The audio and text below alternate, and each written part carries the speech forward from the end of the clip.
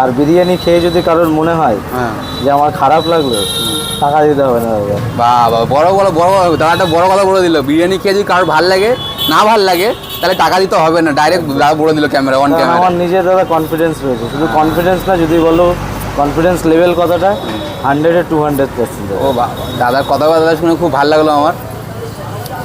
তো দাদা তুমি আগে কি করতে, আগে কি কাজ রান্নার কাজে ছিলে?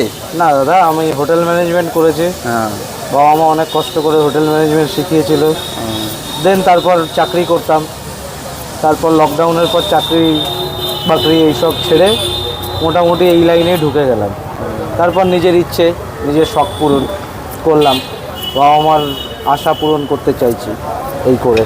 সবারই একটা ইচ্ছা থাকে নিজের বিজনেস করা, নিজের কাজ করা, সবারই একটা ইচ্ছা থাকে। তুমি সেই ইচ্ছাটা এখন পূরণ করছো, আস্তে আস্তে করছো, নিজের স্টার্ট আপ তৈরি করেছো। একদম একদম। তো দাদার গল্প শুনে তো খুব ভালো লাগলো। এবার বিরিয়ানিটা খেয়ে কেমন